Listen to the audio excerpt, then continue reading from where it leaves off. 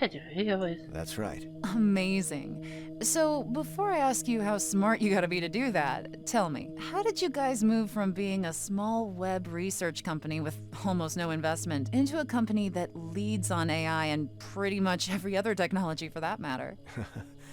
Well, that's a big question. But from a motivation perspective, what drove the evolution of the company? Was there a master plan from the beginning? Did you think you would expand to so many areas of tech? Well, there are so many factors together. I mean, there's market share, emerging technologies, how what we already do can adapt to other markets, or let's say minimizing the risk, expanding.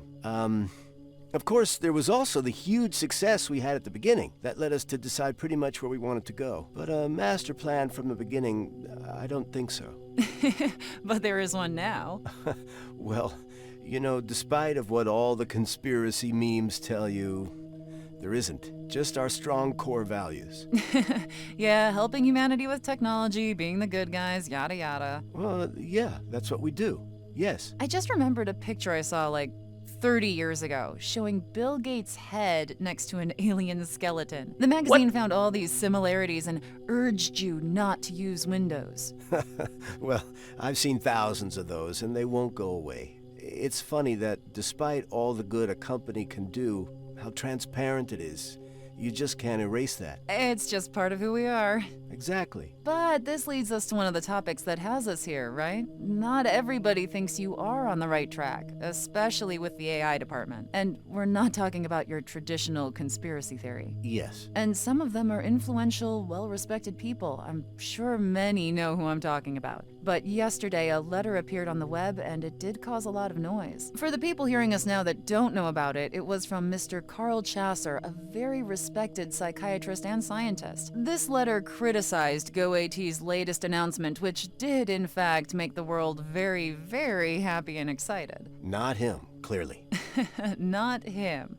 Well, he criticized it for completely missing what's essential and saying it could lead to the worst step in our evolution ever taken. Yeah, well... And give me a second. Then he says a number of reasons why this shouldn't be accepted by governments, and goes on explaining in a very, if I may say, and this is only my opinion, in a very sort of poetic but cryptic way. Well, to be honest, I wouldn't know where to start answering the letter, because the attacks are so surreal that we sort of would have to study the letter first and try to find out its meaning. Yeah, it is cryptic. Exactly.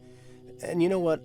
I'm sorry to say this, but that is a very pedantic attitude. Pretty common along some intellectuals, actually. I mean, when I try to explain something to people, I don't try to confuse them first, you know? He's more than welcome to participate with his opinion.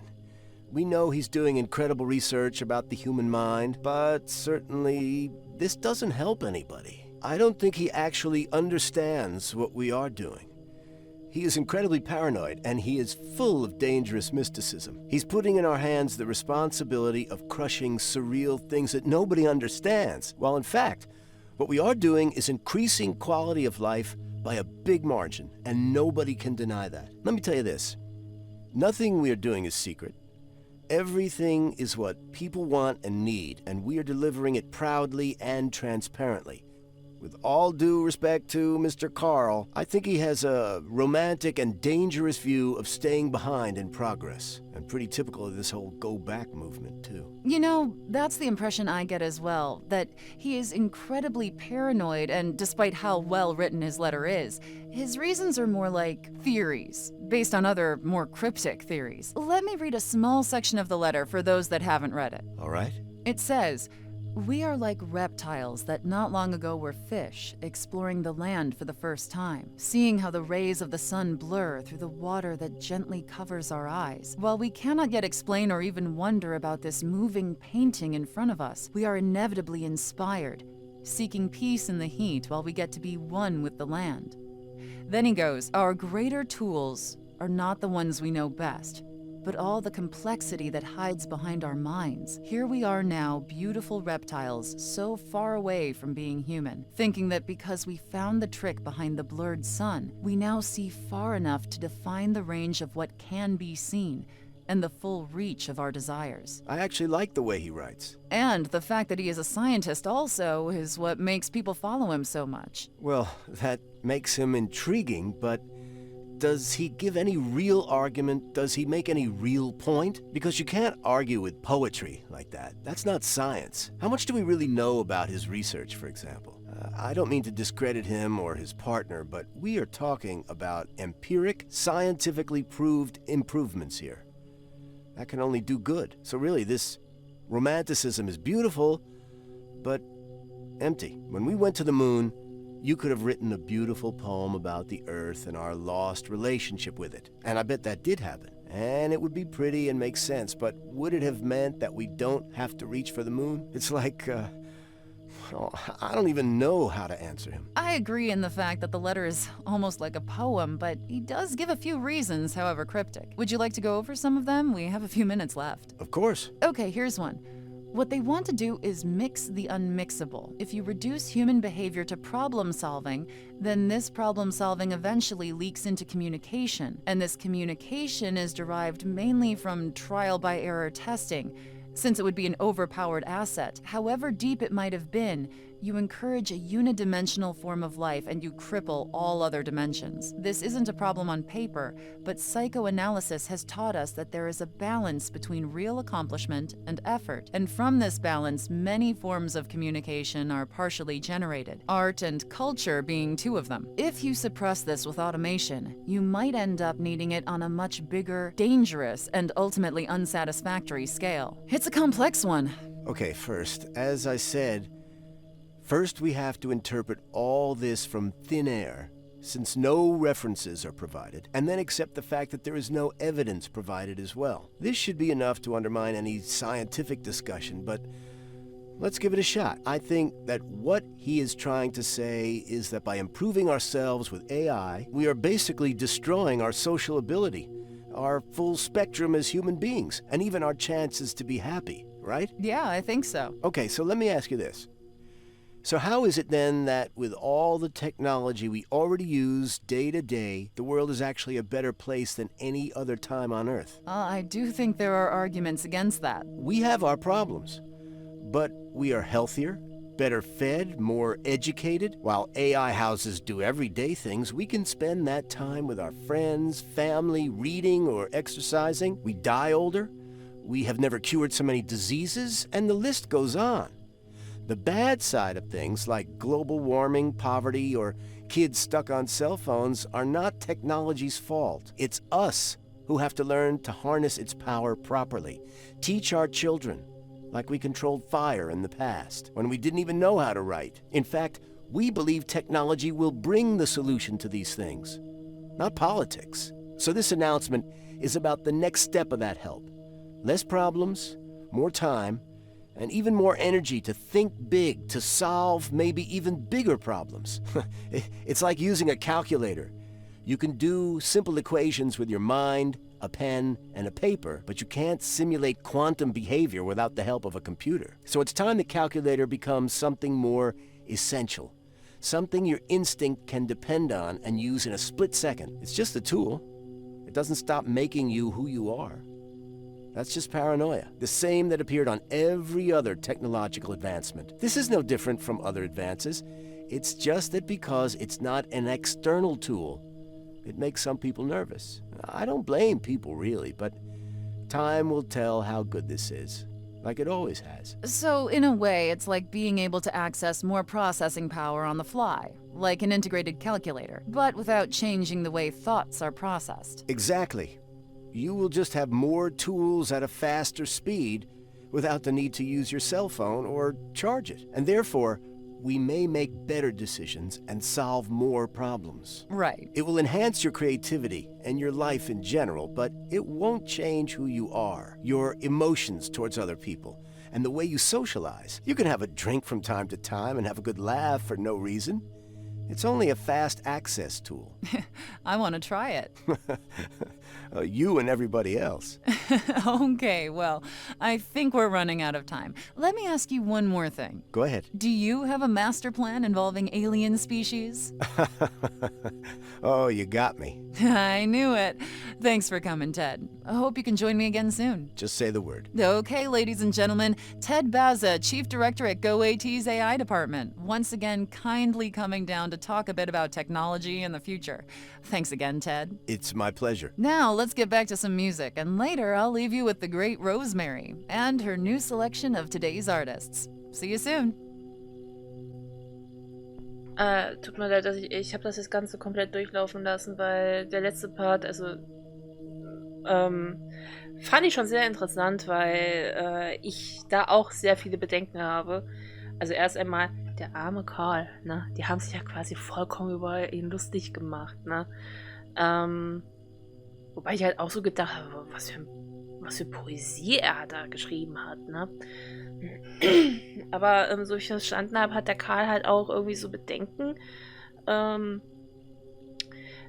dass, wie formuliere ich das jetzt, dass die KI quasi alles Menschliche also, das ist jetzt gerade ein bisschen verschwörerisch gesagt,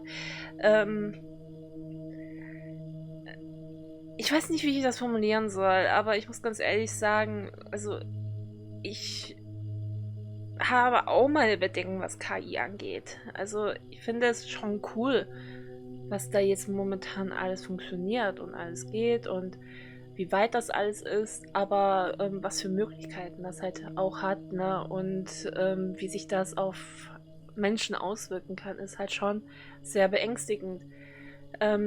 Ich finde es allein schon die Sachen, ich sag's wie es ist, ich finde es scheiße, dass dass man jetzt zum Beispiel diese computergenerierten Bilder machen kann. Also ich bin keine Künstlerin, ne? Aber mit einem richtigen Tool kann ich jetzt auch geile Kunstwerke erschaffen. Oder dass du quasi irgendeine Stimme nehmen kannst, ne? Und die über ein Lied packen kannst. Also quasi, ich weiß nicht, Sänger kopieren kannst. Ich habe mal vor kurzem, also es gibt ja momentan dieses One Piece Live-Action, ne? Was ich übrigens sehr cool finde, als One Piece-Fan. Ich finde es wirklich cool. Ich habe zwar auch meine kleinen Kritikpunkte, aber egal. Auf jeden Fall habe ich dann auf Instagram mal so einen Beitrag gesehen mit One Piece und Zorro. Ihr wisst ja mal nicht, also Zorro gehört zu meinen Lieblingscharakteren. Wobei ich nie gedacht habe nach One Piece Live Action, dass ich jemals einen Crush auf Buggy, den Clown, kriege. Egal, auf jeden Fall habe ich so Kommentare so, ne? Und der Synchronsprecher, der deutsche Synchronsprecher von Zorro, das ist ja mittlerweile ein anderer, weil der am Anfang dabei war, der ist ja gestorben.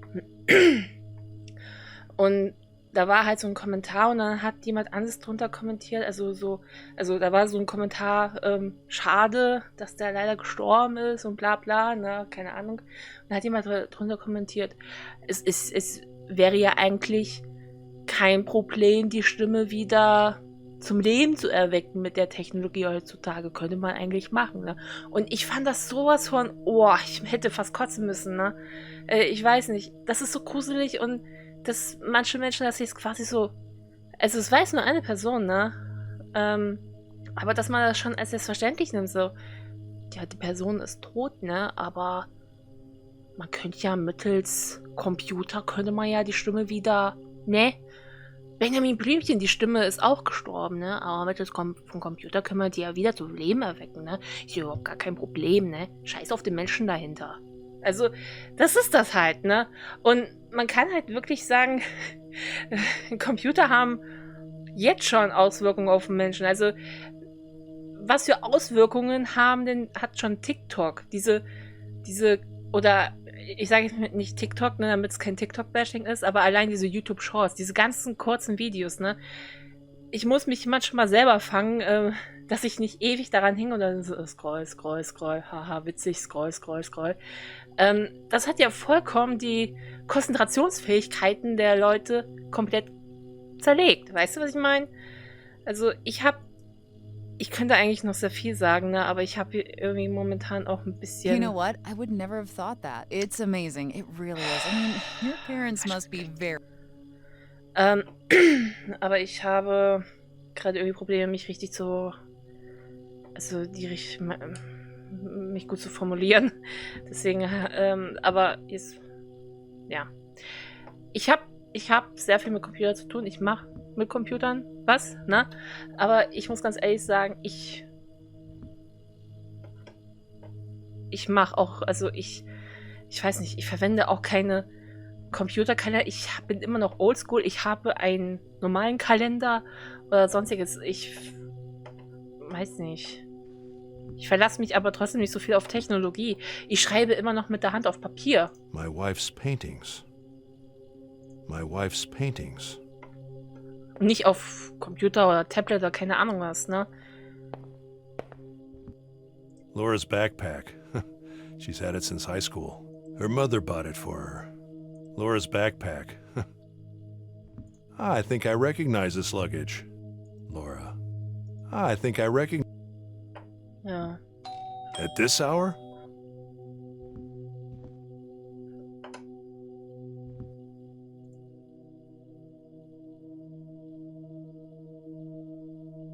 Oh.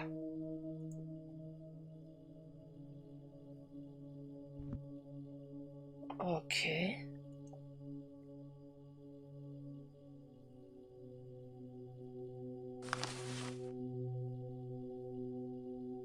What is this place? What have you gotten me into, Tom? Ach ja, und nicht zu vergessen, dass dieses Enkelkind-Tricks da finde bitte Eve die Bilder so, dass dieser Enkelkind-Trick jetzt auch noch perfektioniert wurde, wenn jemand anruft und auf einmal die Stimme des Enkels wirklich hörst, ne? Wenn es stimmt, dass Sie Ihr Gehirn haben, sollten Sie aufpassen, was Sie mit den extrahierten Informationen machen. Ich denke, sie wurde umgebracht, weil sie etwas wusste. Was heißt das also für Sie? Ich weiß nicht, wer sie umgebracht hat oder ob sie wirklich umgebracht wurde, aber ich werde Ihnen bei der Suche nach Antworten helfen. Sie müssen alles aufdecken. Ich kann Ihnen helfen, den Fall aufzuklären. Diese Bilder stammen von Ihrem Handy. Ich versuche Verbindungen zu finden, aber sie ergeben keinen Sinn. Vielleicht können Sie mir helfen, irgendwas zu entdecken. Ich rufe Sie an, wenn es sicher ist, und erzählen Sie niemandem davon, zu Ihrer eigenen Sicherheit. Ein Freund. Ich muss gerade meine Nase putzen.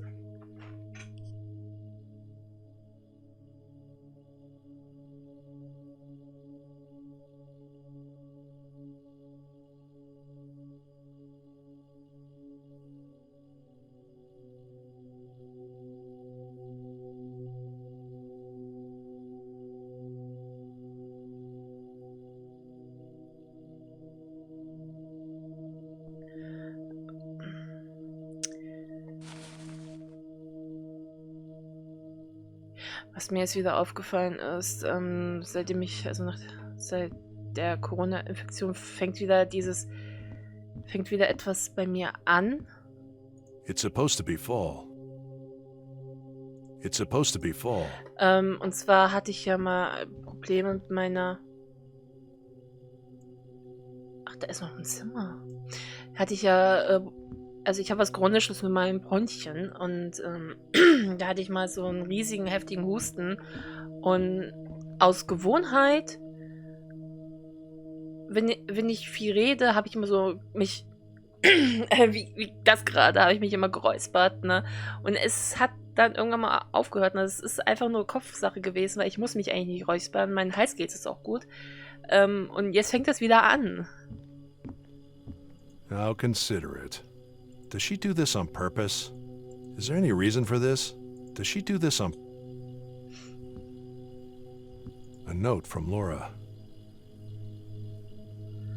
Hallo Papa, ich übernachte mal wieder in deinem Haus. Damit hast du wahrscheinlich unsere letzte Debatte gewonnen. Tut mir leid, ich wollte erst anrufen, aber die letzten Tage waren echt schwierig und meine Handybatterie ist leer. Ich hoffe, es macht dir nichts aus, wenn ich ein paar Tage hier bleibe. Ich habe ein paar Stunden auf dich gewartet, aber ich muss jetzt unbedingt schlafen. Habe schon länger nicht geschlafen. Ich erkläre es später. Laura. I'm not happy I was right. I'm not happy I was right. Okay. Also ich weiß ja nicht, was war. Vielleicht Freund?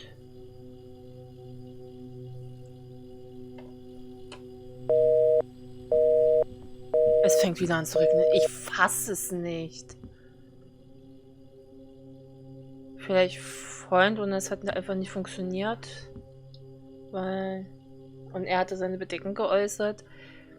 Da muss ich ganz ehrlich sagen, da ist man wirklich nicht froh, wenn man Recht hat.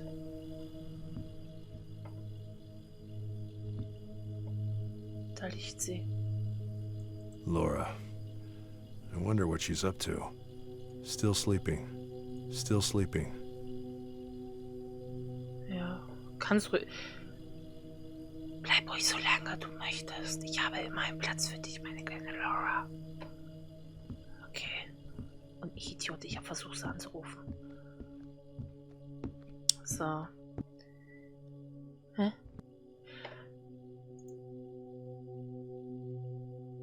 Ich wollte jetzt nach Hause, ne? Warte mal. Was waren jetzt gerade nochmal meine Missionen alle? Ja, ich wollte wieder... Hä? Ich wollte nicht nach Hause. Oh mein Gott. Ich wollte ins Labor. Ich sag schon, das ist mein Zuhause. Oh mein Gott. Workaholic.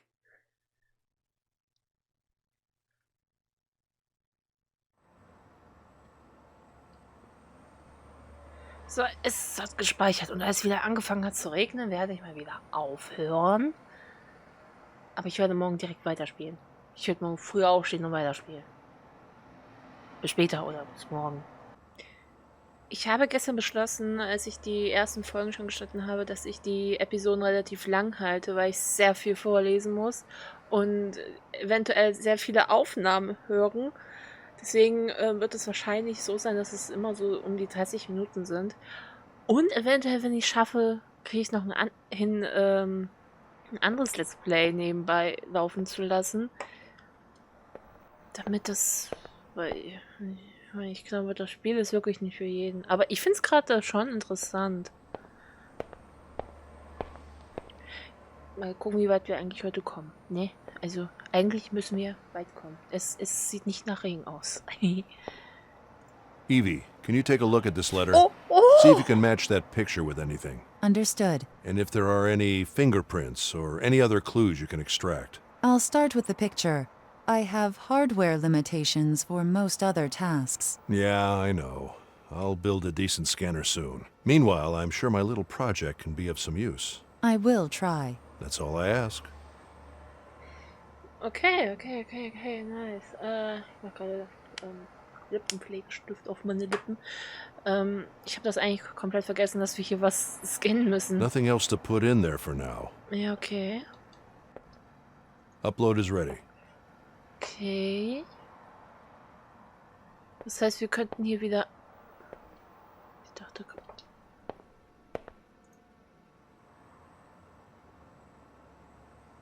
Simulating human choice based on raw memory data. Haven't been able to read it yet. Far off, but worth reading, according to Carl. Das habe ich, glaube ich, letztens übersehen, oder? Simulation basierend auf Gehirnscan-Daten. Die Simulation grundlegender Entscheidungs- und Verhaltensprozesse mit Hilfe von KI und rohen Erinnerungsdaten. Vorgelegt bei Professor Amanda Lin, Institut für Neurotechnologie. STTE AXA, vorgelegt von Manuel Santi ja, okay. Dezember 2021. Wann kam das Spiel raus? Ich dachte, das wäre schon sehr alt. Wohl getäuscht.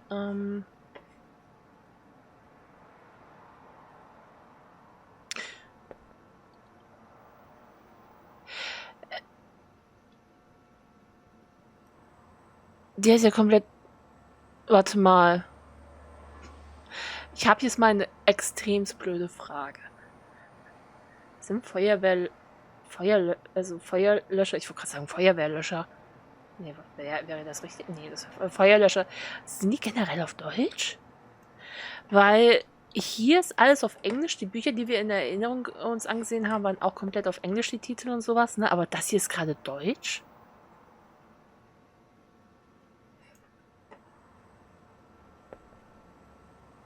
Weil sonst ist ja alles komplett auf Englisch und ich habe Untertitel, aber das ist Deutsch. Ich bin jetzt gerade ein bisschen verwirrt.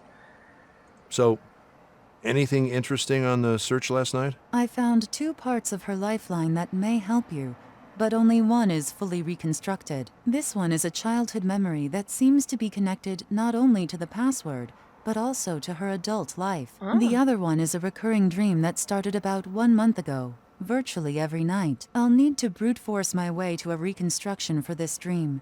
I'll notify you when I have something that can be uploaded. Interesting. Upload the childhood memory in the meantime, and keep working on that dream. Evie, please activate the control panel Carl was working on. It might be easier now that we have more than one memory available. Understood. And letter scan is in process. Nothing found yet. Thanks. Okay. Keep me posted. Aha. Ja, das ist halt immer, Passwörter sind sehr oft mit irgendwas Persönlichem verbunden. Lebenslinie, bitte ein Ereignis auswählen, warte. Dies ist die Lebenslinie-Ansicht auf dem Bedienfeld. Von hier aus kannst du jede Erinnerung auswählen, die auf der Hirndisk des Subjekts gefunden wurde. Was ist das für ein Geräusch? Diese Linie stellt das Leben des Subjekts dar und wird im Gehirn in Form von Erinnerung festgehalten, bis diese gescannt und auf der Hirndisk gespeichert sind. Je nachdem, was der Dreamwalker rekonstruiert hat, werden Erinnerungen angezeigt. Denk daran, dass die Rekonstruktion eines Ereignisses manchmal externe Informationen benötigt werden. Jeder Punkt, der auf der Lebenslinie markiert ist, stellt eine Erinnerung dar, die mithilfe der Daten auf der Hirndisk rekonstruiert wurde. Mithilfe dieses Knopfes kannst du die Dreamwalker-Maschine verlassen und ins Labor zurückkehren. Was ich mich jetzt halt auch so gefragt habe, also gestern, ich kann mich daran erinnern, es gibt ja diese Rohdaten da, was wir hatten mit der Uhr, wo wir herausfinden mussten, was das ungefähr wäre und so. Kann ich jetzt auch Rohdaten, die ich in einer Erinnerung finde, in die andere verfrachten? Weil dann waren manche Stellen, die sahen irgendwie so seltsam aus, weißt du? Huch! Kindheitserinnerung.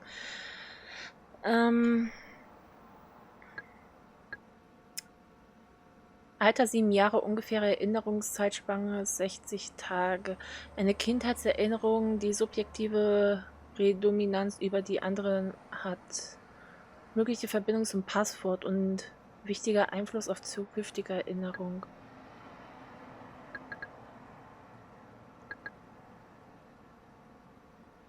Herauszoomen? Ach so. Das ist das andere da.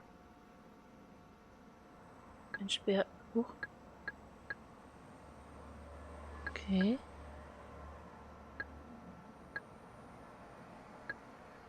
Okay.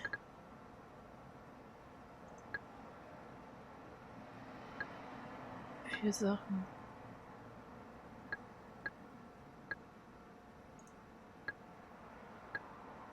Okay, das ist der objektiver Zustand, der subjektive Zustand. Da können wir aber hin und her switchen, ne? Oder? Control Panel 1.2 is activated. Oh mein Gott, wie schön sieht das denn hier aus? Also sieht immer noch ein bisschen crazy aus. Evie, what song is this? Searching. I can't find a match in online databases.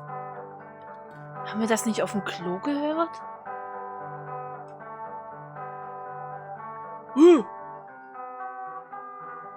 Also es sieht immer noch crazy aus, ne? Aber irgendwie sieht das viel schöner aus, weil es so farbenfroh ist, weißt du? Hey, was seid Maybe ihr? her parents? No.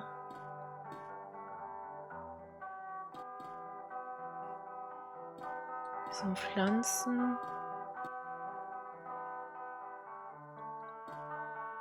Maybe her parents? Ja.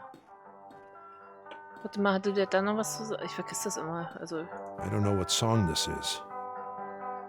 I don't know what song this is. Ja, aber ich kann mich jetzt auch nicht mehr daran erinnern, was wir gestern Abend gehört haben, aber da war ja in der einen Erinnerung war ja das Lied auf dem Klo. Okay. Sidewalk. Ja, mache ich gleich mal. A time warp. The control is near the door. A time warp. The control is near the door. Warte mal, ich will mal ganz erstmal in die Küche. Ich glaube, nee, ich guck gleich mal.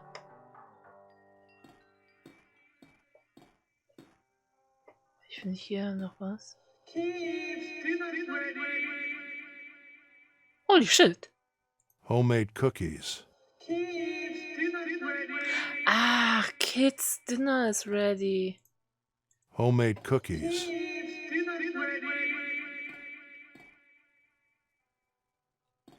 Wow, Mama sieht wunderschön aus. Kids Dinner is ready, okay. Hier ist so ein Waschküche. Sagt man das? Waschküche? Ich kenne Waschkeller. Wir haben Waschkeller. So, dann haben wir das jetzt. Yep. There was some wind outside. Ah! Yep. There was some wind outside. Ah, Windspiel. Ah, ich wollte gerade sagen, woher willst du das denn hören? So, das machen wir hier gleich. Ich will erstmal hier so gucken. Happy memories are always saved in a special way. Weil ich habe Happy memories are always... keine Ahnung, was passiert, wenn ich das jetzt mache.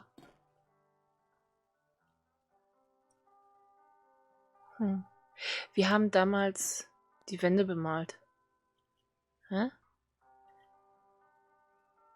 Ja, ich möchte noch nicht. Danke für deinen Input. Ich möchte noch nicht. Ich will erstmal hier gucken. So. Aber danke, dass du mir sagst, dass es geht. Hast du mir zwar am Anfang schon gesagt, aber ist okay. Wiederhol dich ruhig. So. Okay, das ist das Kinderzimmer. Someone unreadable and the magic mirror show. Someone unreadable. Oh! What are you looking at, Joanna? Is it something in the mirror? Another failed glass attempt. Although now it reaches further into its surroundings. Glass, mirrors. So many old superstitions exist about them. They are so impossible to interpret subjectively. Ich hatte mal wo ich sehr, sehr klein war, ich liebe Dinos. Und ich hatte auch mal so ein Plüschtier. Brachiosaurus, wie man das ausspricht. A toy dinosaur in the middle of the bed. Mhm. Der war mein Liebling. Der war oben im Maul, war er schon so ein bisschen kaputt, aber ich habe ihn trotzdem geliebt. Der war grün und im Maul war er gelb. Children. Ja, Children. So. Someone Ja. I can't enter. It's like a black wall. Ist nicht nur wie eine schwarze Wand, ich habe irgendwie das Gefühl, es ist eine. Is there missing data here, Evie? Nothing misplaced, and I can't find any close links. Huh. I can't enter. It's like... Okay, jetzt haben wir das alles mal uns durchgeguckt. Jetzt bin ich mal gespannt, was...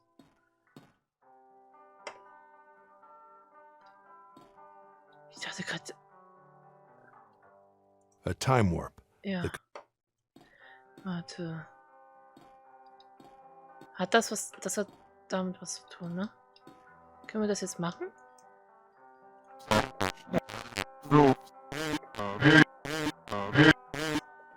Hä? Nochmal. Oh!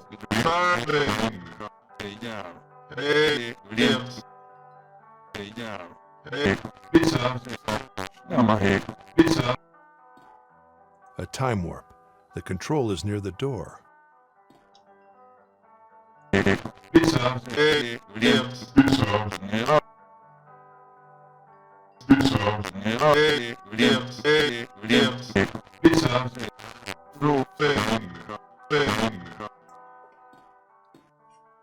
Warte, wenn der jetzt hier ist. Ist der immer noch da? Hä? A time warp. The control is near the... Ja.